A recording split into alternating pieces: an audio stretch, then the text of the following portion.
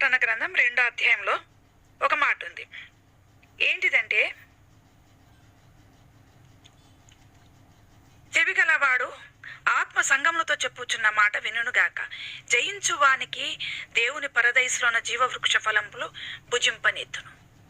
జయించువానికి అంటే మన ముందున్న ఈ యొక్క పనిలో, ఈ పందెంలో మనం ఏం చేయాలంట? మన ముందున్న ఈ యొక్క దేవుని యొక్క పనిలో నీవు నేను జయించే వాళ్ళంగా ఉండాలి. శత్రువు రకరకాల ఆటంకాలు తీసుకొని వస్తాడు.